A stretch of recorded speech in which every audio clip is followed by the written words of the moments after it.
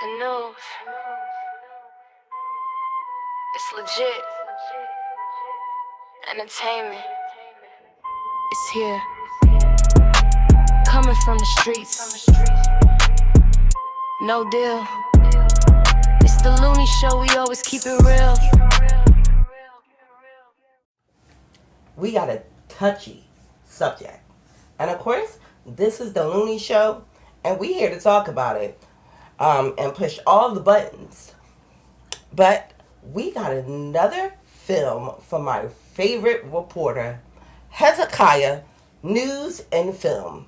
Please go check out the page. Has a lot of videos that were filmed in the past that kind of give of a context of where we came from. In order for us to know where we're going, we do need to know our history. So we're touching on the subject of abortion. Yeah, it needs to be talked about, especially in this current climate. And we're going to play this video for you. Our lives because we're in the hospital. We're trying to help ourselves. They gave us birth control pills trying to keep down the population. Pills don't work all the time. All contraceptives don't work all the time. Everybody knows that. Now this is the next best thing, and I don't see his reason, whosever reason it is, for wanting to close it up. If he has one, he can probably afford all his kids.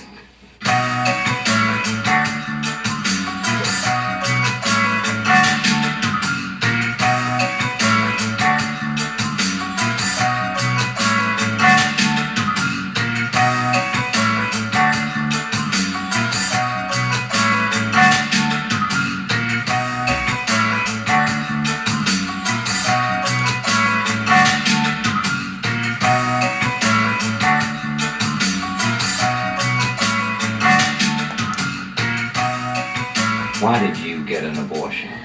Because I couldn't afford to take care of another child.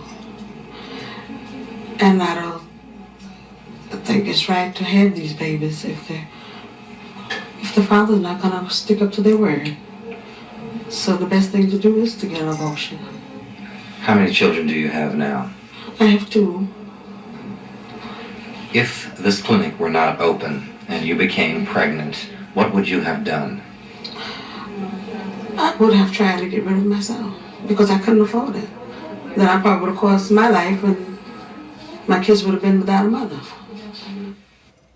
In ward, some 150 to 160 abortions are performed each week. If this clinic is forced to close, the women here say they will have no alternative but to seek illegal abortions and jeopardize their own lives or have children they don't want. Dorothy, what would happen if abortion clinics like this at Kings County Hospital were closed? I think the poor people will have a harder time. They wouldn't know what to do. And if they stopped their abortion, maybe they would try it themselves and cost their own life. What do you mean, try and do it themselves or have it done illegally? Yes, they would probably cost their own life. So I don't think they should stop it. This is giving the poor people a chance to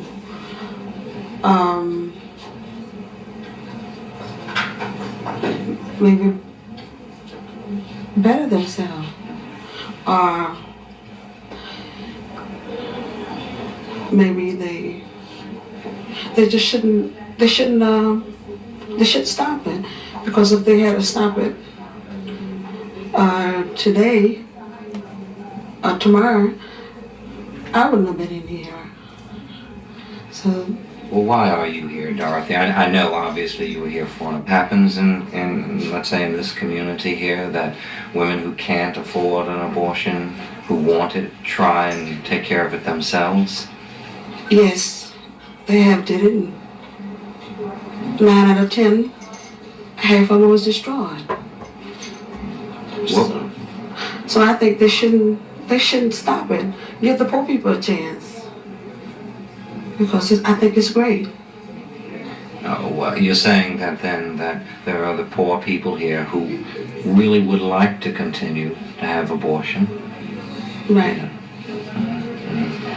What about your children? When you say you can't afford to perhaps take care of them, I mean, well, how is it for you and your other two children? It's very difficult.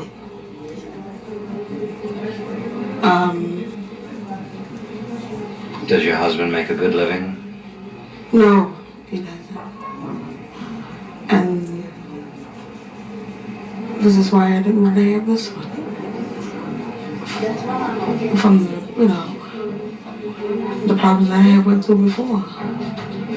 And I don't think it's nothing to be ashamed of, to have abortion. What happens now? I mean, do you get birth control information also when you have an abortion here? Yes, I get that.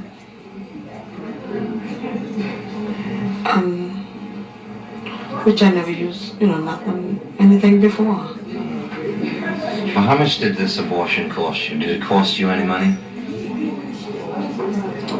No, it didn't cost me no money, but if I had to pay for it, I couldn't afford it.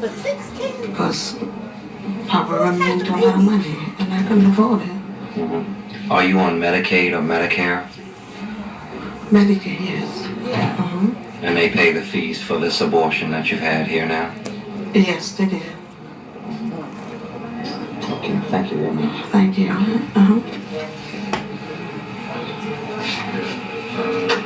Can you think of anything else for recovery possibilities?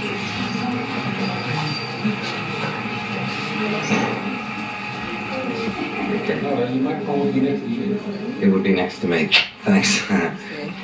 Well, this is a very important interview because what is going to happen tonight is that millions of people are going to see this on television. And it's very important that hospitals like this and centers like this for poor people are kept open because they have no alternative. That I found out some statistics here that there were approximately, before they had the abortion clinic, 2,500. Lois, why are you here? I come for have an abortion. I'm 4 months pregnant, and I can't afford another child. I have one. I live with my mother, and I tried to get family welfare when I was working. I just asked for partial welfare. They wouldn't give it to me. They told me I made too much. I paid $110 a month rent, and with my son, it was very difficult. I had to go back with my mother. My mother's an asthmatic, and she cannot take care of herself, and my son. Now, I cannot afford another child under a lot of personal problems, and that's why I'm here. What would happen if this clinic went out here and you were pregnant? What would you do? I really don't know. It wouldn't be anything. There's a lot of, I live in Bedford-Stuyvesant. There's a big drug problem there. I might take those, but I don't know. There's a big, that's one problem there within itself. There's a lot of girls that use dope and they need abortions. They don't want to have a child brought in like that. But suppose now there's a possibility that these clinics, these municipal hospitals will be closed down. What do you think it would happen to you and other people in the community like yourself if they couldn't come to a clinic like this and they did want to have an abortion? They go to a lot of crackpots, the women that claim to be abortionists. A lot of us would lose our life. Said that fetuses, unborn fetuses, have rights and they're human beings and it's murder when you kill them. You're going in now to have an abortion. Do you feel that you're committing murder? No, I don't. I love children. I am a children lover. I have a son. He's 5 years old, but I cannot properly support another child, and that's why I'm not having him brought into this world. I love children. I'm sure everybody else here does also, but there's no way for me to take care of another child. I'd have to go through hell and high water to get public assistance from New York State, which I shouldn't have to be able to do. I had a very good job which I had to quit because of my condition here. So they won't help me. Okay, you're moments away from going in and having an abortion. Are you afraid, or are you looking forward to a better future?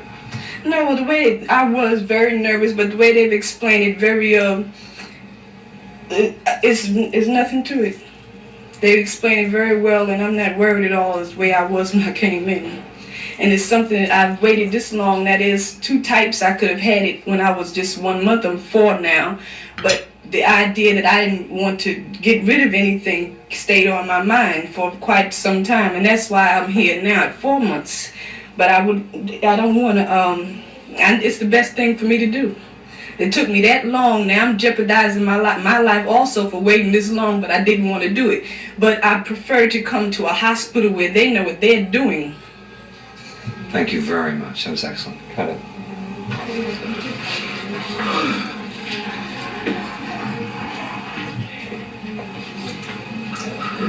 This is Kings County Hospital in Brooklyn. In this abortion ward, some 150 to 160 abortions are performed each week.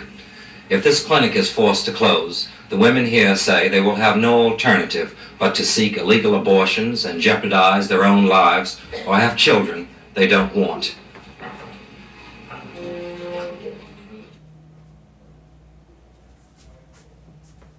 That's a lot to unpack with that video. Yeah, it is. It's an old video.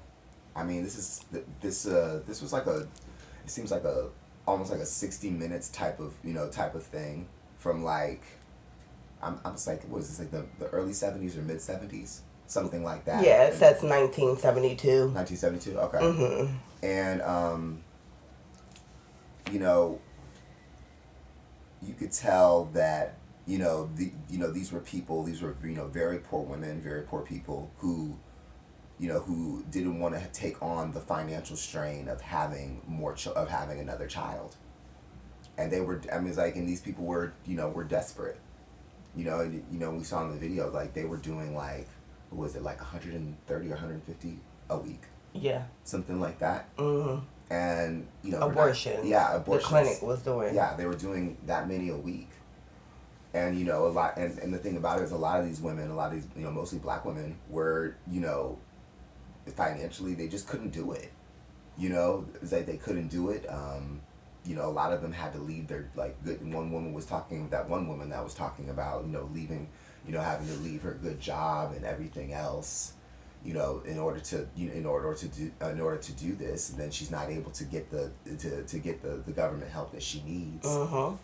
Because if y'all remember that previous video, they were giving about 50 cents to 98 cents per child. Yeah, even less, really. Yeah. I think it was less. And it's just really, and these women just really, it's like they really didn't have any choice. And some of them, and it's like a lot of them, so from what it seems like, a lot of them, some of them were married. So, yeah. Some of them were definitely married. Mm-hmm. And they, they said it straight out. It's like, well, like, my husband can't, can't sit there and provide for another child, and we're struggling with the one we have, or the 2 that we already have. Because most likely she's stay-at-home mom, so it is only one income. This is 72, guys. Yeah, this is 1972, so it was a completely different time. So it was like before Watergate. Yeah. So this was like right before Watergate, I think, the year before. So this was when Nixon was still in office. Just to kind of give you guys like a historical marker of where we were in the United States at this time. Haven't changed much, have we? It has not. It has not. It really That's has not sad. changed. The sad part. Yeah. It's supposed to be growth. Supposed to be growth. And we're still having the problems of, women, not being able to take care of their children. We have a child care problem. We have, people, we have people that who are having babies and don't want to take care of the babies once they get here. Ooh, I was gonna bring that up. Yeah. I was gonna bring that. Because that's what it made me think about a lot the most, because it's just like, well, what are we going to do when the child gets here? Yeah, because let's think about this, right? What does it take to make a baby, to have a baby? It takes one act of sex. Does not mean that we're mature when we have sex. Does not mean that we're capable of being parents just because we have sex. We have sex in the of, I don't want to say side effects, but the outcome of this is several different things. When you have sex, there are several different outcomes. There could just be a pleasurable outcome. There could be an outcome that leads to STDs. There's also an outcome that leads to creating a baby, because it is one action. Now, we would like to say that we want to choose and make our decision wisely, because when we're having this one action, that we should know that these are the outcome. But we all know that when we all start to become sexually active, we are young teens and our mind isn't conscious enough to distinguish that we're sitting there doing this and this is the outcome, because of how society is and how quickly we become sexually active. So that being said, everyone that lays down to have sex does not mean that they're capable and able to be parents. Absolutely. Which we are seeing because of how our generations are being raised. Absolutely. That babies are having babies. Yes. And it's because they have sex. And this is the outcome. Yep. People have sex. And, you know, the reason we have like babies having babies, especially so rapid in our community, is because of the simple fact of, you know, there's so much shame going around sex as, you know, as kids. Yeah. You know, and it's just like, and it's just like, it's, you know, it's just kind of like a rampant thing in our community, of where they're, you know, where young black women are, young black girls are, you know, seen as, you know, being seen as being fast, and so they grow up. It's like, so that I feel like they, you know, black girls are, you know, being brought up too fast, and then black boys are expected to be brought up too, you know, being brought up too fast as well. Mm-hmm. And we're not allowing our kids to be kids, and also not teaching them the things that make, you know, to put them in order. Yeah. And it's just like, they have to learn this stuff at home, because it's just like you're doing them a disservice when you send them out. And the first thing they do at, you know, we have teens having babies, is because you didn't tell them about this. You just told them to not do it, mm-hmm. and put shame around it. Yeah. And as a parent, you know, I wasn't technically what you would consider young. I was 22, but in my mind frame, I was, because of everything that I experienced in my life. I just was not.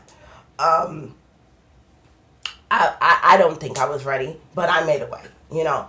But the point of this part is, I didn't realize I needed to have that talk with my child until I believe she was in the 7th grade, and me and my daughter, you know, were very close. You know, I made it so that no matter what, she can always come and talk to me.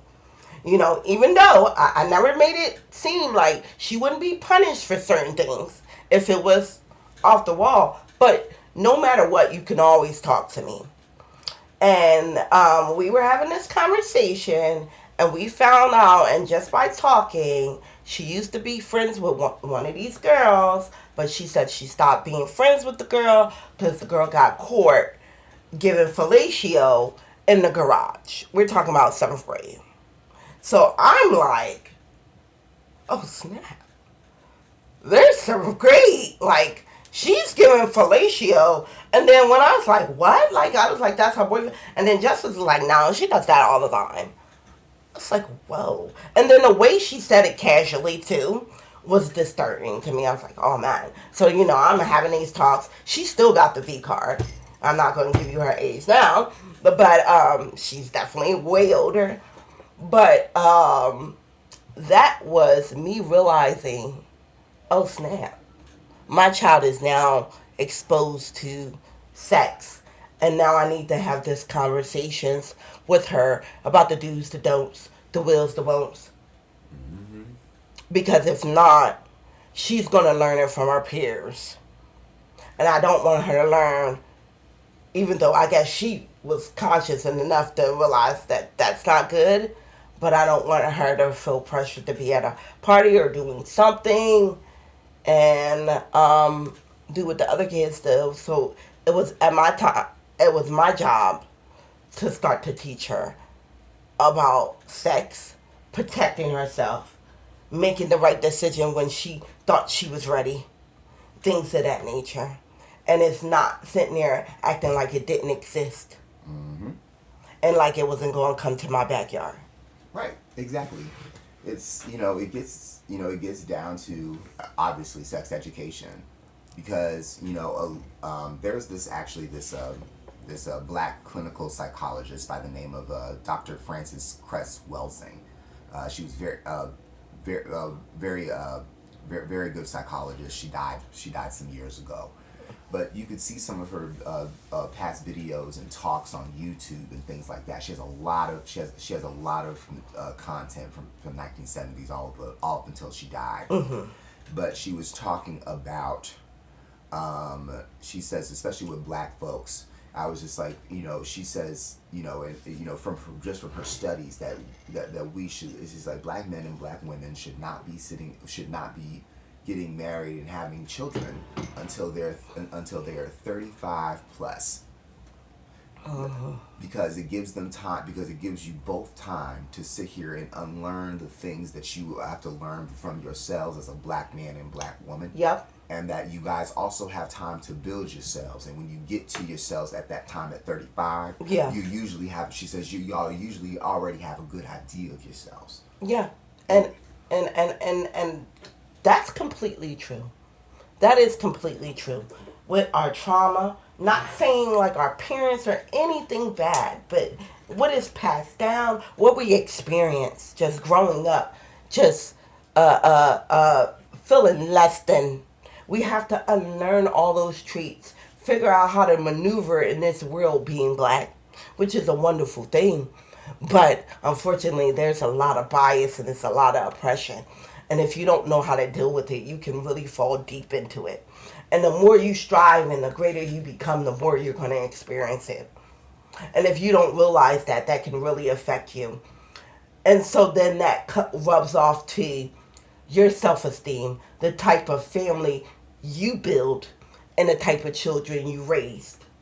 Not saying that a lot of black people who have biracial families, but we are aware that a lot of black individuals have a lot of self-hatred, and they want to be everything but themselves, and they will whitewash themselves. And this is the reason why. It's because they haven't been given that time to heal, to get to know themselves, to maneuver in this world, to understand that they're great, and then to build their families off of that. What they're doing is they're building their families off of that low self-esteem, that trauma. Mm-hmm. It's what's being done pretty much. It gets down to like what we're doing subconsciously, the things that we do in our lives subconsciously, and we don't even recognize that we're doing it. And usually it's because of our conditioning. Yeah. Especially as black folks, and how we're brought up. Because I feel like a lot of our issues, especially when it comes to like surrounding like with abortion and things like that, and like with everything, like it just gets right back down to sexual education. You know what I mean? And we as like in our community, we need to do a better job with making sure our teens are equipped. Yeah. Because it's just like, I'm sorry, you're not going to be able to stop nature as far as what your child is going to do. Yeah.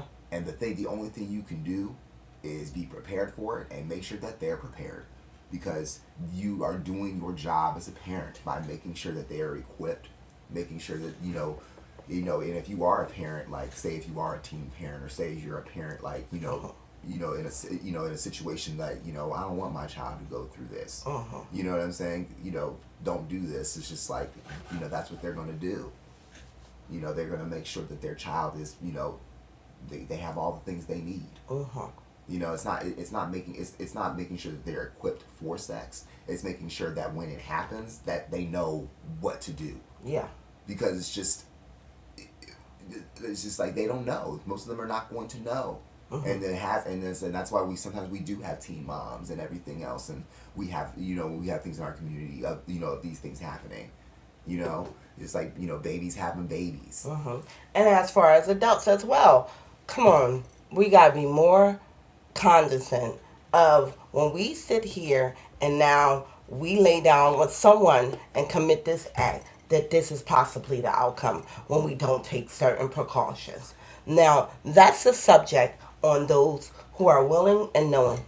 There's several different parts to abortion that we need to have had. And that's the first part. Those who are knowing, willing, have control over their body, who has that choice to not have children. Mm-hmm. Now you have other different parts of this. You have those who did not have choices. Some teenage. We all know in our society that a lot of girls are made to be women a lot earlier than what is expected. As soon as menstruation starts, you're a woman, and we know that's false. And in our society, that's how men see us as well. And in the black community, because our little girls, because how God has made us fully formed and robust, is seen as this 13-year-old because she started menstruating is now a woman. And now she's seen desirable. And you got this little girl that's looking up to this grown man, and you have that interaction. And now now this, we're not talking about rape, because that's another segment. We're talking about this here, that age dynamic. Mm-hmm. Age gaps, grooming, basically.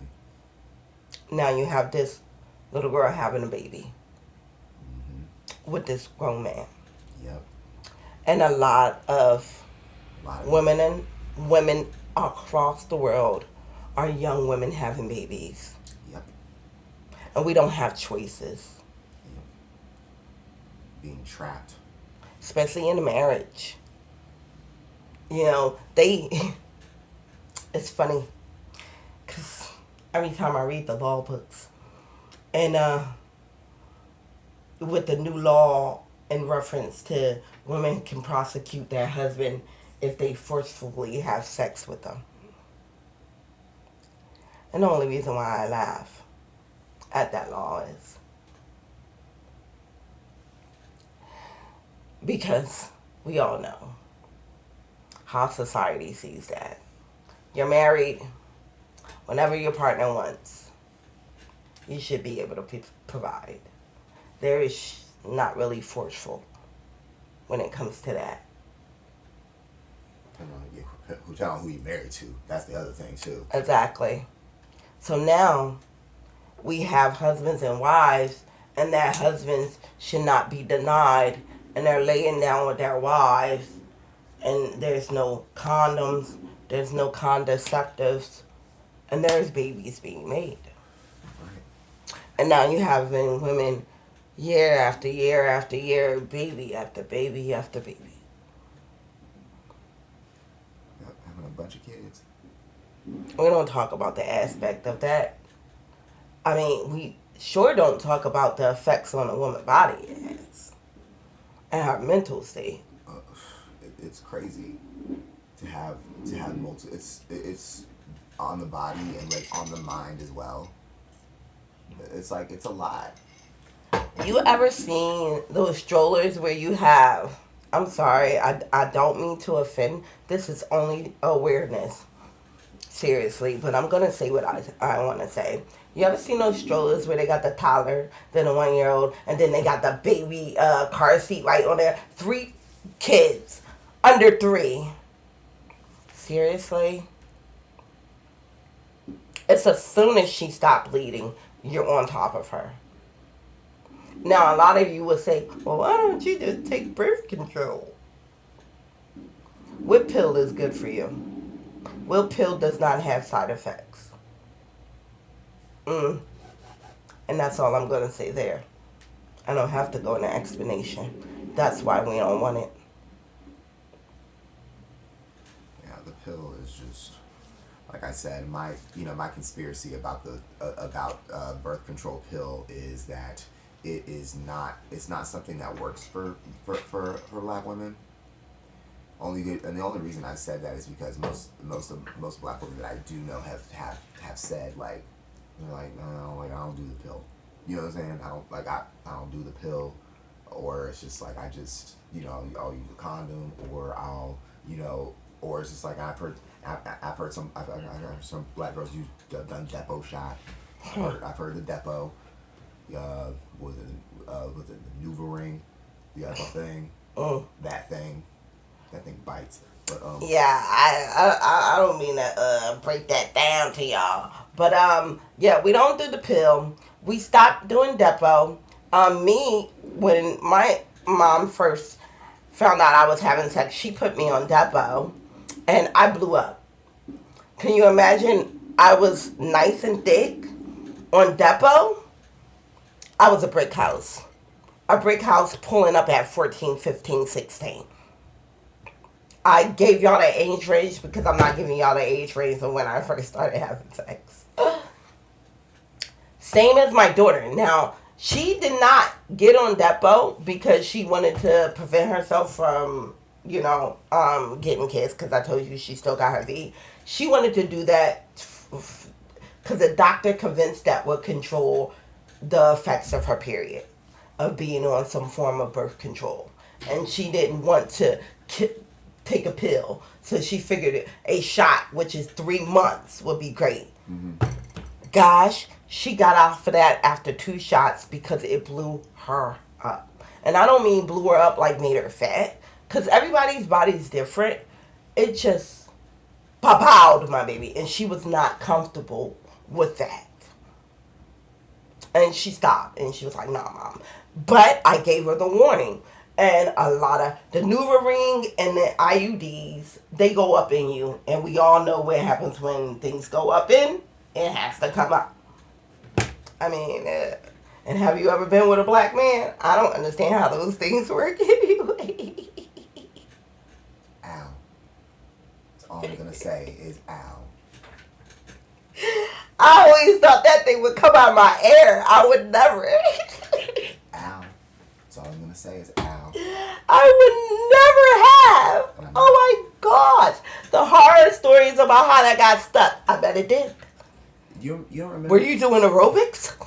Remember that picture that went viral some years ago where that woman had a baby and she had the NuvaRing? And when the baby came out, it was with the NuvaRing stuck in his head. It was stuck on the baby's head. That's fucked up. It was like crazy. I was just like, wow. And the baby came out with it. And I think there was still here, bitches. And there was another one. There was actually another one where the baby came out with it in its hand. That had to be AI. No, this was before AI. Oh wow, that's crazy. It was before AI. But sorry, guys. So that's that aspect. Now let's go into the dark aspects of why women should be given a choice to do whatever they want with their body.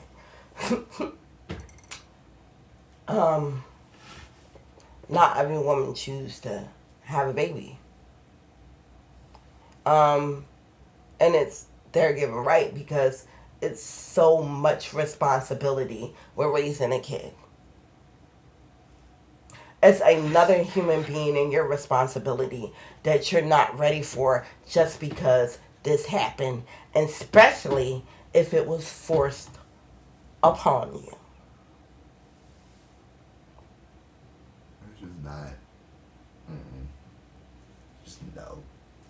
The fact that you would not give a woman an opportunity to dissolve something that was created off of a vicious act lets me know that you approve of the vicious act. Because that's like being soccer punched in your face and you have to wear the bruise every day of your life. And every day you wake up, you see that bruise. So it is a constant reminder of how you were violated. And I don't think people really get the gist of being violated. Men, help me out here. When you are punched by another individual and violated, the fact that when you can't defend yourself, it's what hurts the most. It's not the fact that this act was committed, but if I had some way of defending myself, it would make a hell of a lot difference. So on top of this violation, now I am forced, if it is not my choice, because some women are fine with it. Hey, maybe something great came out of it. But most aren't. And also, this act was just committed. Now you're going through hormones of pregnancy. I don't think that would be good on a psychological. It don't seem right to me. No, it's not right. And for you to force someone to keep something that they did not want, didn't plan, and was forced and violated to keep. Yep. Or just, told to keep because of, of mistakes made. And it's just like, I don't think any teenager should be, should have to go through that. No teenager, no woman. No woman. Because just nobody. Nobody should be involved. And we shouldn't be in the, we shouldn't be in the habit of, continuing the cycle. You know what I'm saying? I don't understand what such a control. No one tell y'all. I mean, not to say like they don't tell you. Yeah, y'all men are definitely influenced. Y'all are. This society is fucked up. We're all influenced in our own way. But it's more strict on what we do with our bodies, body count, who we sleep with, and yeah, there's definitely more with society. It's like it's more weight on what I was like more worth, more they put more value on what a woman does with her body. And that's like, and as it's like, with the whole body count thing, it's like that's just I was just like there's no evidence, nothing scientific that says that body count has anything to do with somebody's value within a relationship. Guys, we need to understand, raising a human being is another life on this earth that we can't damage. And it's not just laying down with a person. And we need to stop that.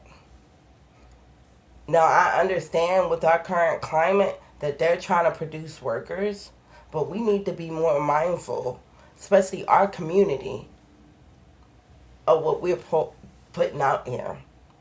Because we are responsible for raising our own. And it's not just laying down. And it's not taking advantage and grooming. And it's not forcing yourself on an individual.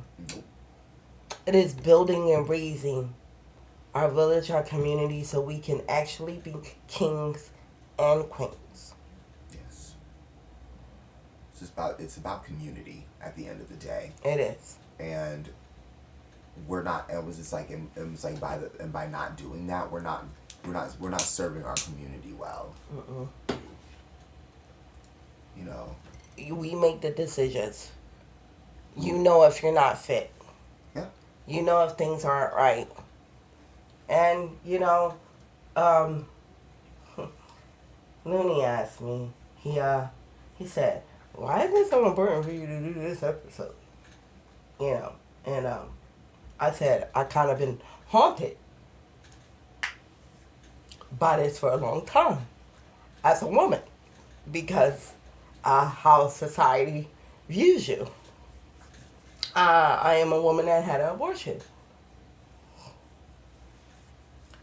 You're probably going to judge with this story, and I don't care. But it just needs to get out. And, Well, I'm not going to judge you, so. yeah. And I just think it's very important. So, I gotta put the setting. I believe my daughter was, at that time, she had to be 1.5 years old. So, and I was going through postpartum depression, military, so, child. And I told y'all I was 22, so I wasn't really young. But she was sick. It was a lot of things going on. Me and her dad was going through a whole lot. We had just broken up. I ended up getting with this guy.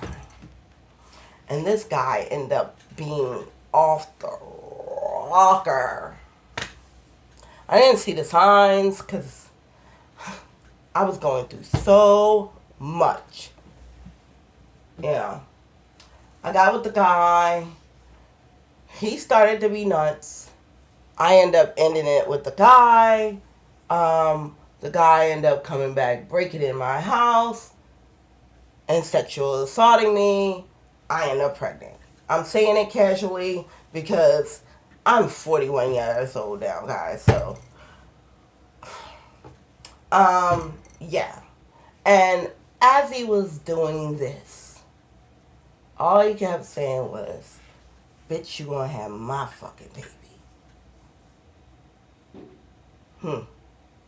Weirdos. Disgusting. I did. I had his baby. I found out I was pregnant with his baby.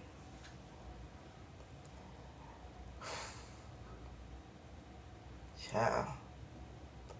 I was living in a room with my daughter and my best friend, BK. One room. A 1.5-year-old, because like I said, I went through something with my daughter's father, so I ended up having to move out. This was the best I could do at that time. Because it was just short notice, and one of my friends was like, listen, I got this room. It's not much, but I'm getting ready to leave. He was going somewhere else. He's like, yo, you can have that. I didn't have to pay anything. I'm like, I need to leave this situation, So, boom. I hopped in the room. Yeah. Shame on me that I probably wanted some form of happiness during this time, and I started messing with her crazy. I don't know how to pick them. Yeah, you was on the rebound. Yeah. You was on the rebound. So Yeah. You were on the rebound, you were emotional, you were young, so it's just like... Anyway. Suffering through postpartum depression, and I already got a baby. And then after he did that, I'm like, I'm not keeping this nigga, baby. He about to have me strung up for 18 years. He crazy. Yeet. That's what I thought to myself. That's what I had in mind. I'm in a room. I'm pregnant by a psycho in and out of jail. Blood. Oh, gosh. Mind you, military professional.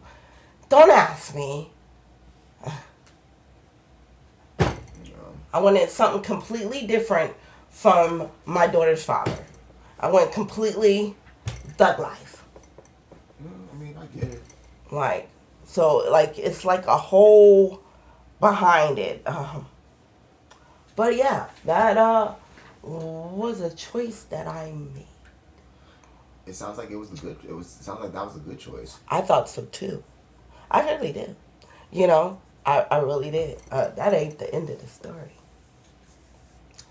At this time, I'm in Allentown, PA. It's a base out there, guys. I speak to my sister, and I say, where can I go? And she's like, yo, go to Philly. Philly will hook you up. Born and raised from Philly, guys, but of course I didn't know where that place was. I didn't end up coming down to Philly. Now, I don't know. I think it was, it had to be in the 90s, I'm not sure. But look up the article of the black doctor that was not licensed with his wife that ran an abortion clinic. Wow. Oh, guess who got caught up in that? Oh. Little old me. Oh, Lord. The plot thickens. It does. So this man did not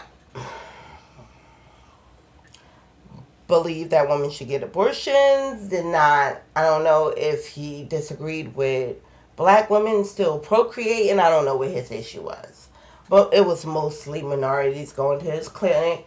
And what he did was he gave abortions, kept the babies in jars in the basement, and sterilized every woman that he gave abortions to. Oh, I have heard about this person before. I've heard about I heard about them doing this. I heard about them doing this specifically in the South. Nope, it was fine. He's still locked up. His wife is free. I looked it up because I wanted to do a civil suit. Yeah, guess who got caught up in that? Little old me.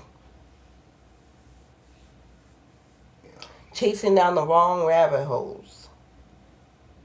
And as the women in this video was saying, sometimes when we're not given options, we tend to make decisions that may end up harmful down the line. It should be a choice for what to do with your body. Absolutely. That's the whole point of pro-choice. It's just like whatever you do, or whatever you that is the best thing for you. And you may say, "Oh, you had the choice." I did not. My choice was to have abortion. My choice was not to be sterile for my choice. Well, no, that too. That shouldn't happen. I didn't have a choice. Yeah, that's my point. It's just like my point is just this. Whatever I was like, whatever decision you make, Someone is the best, should is the not best have choice for you. chose if I should have been able to continue to have kids or not, based off of that one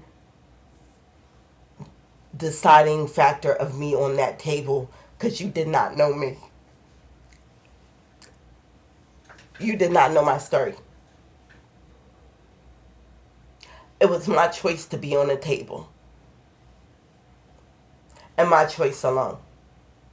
And it's nobody else's choice on what they do with their body. Including, I cannot choose where you put your peanuts.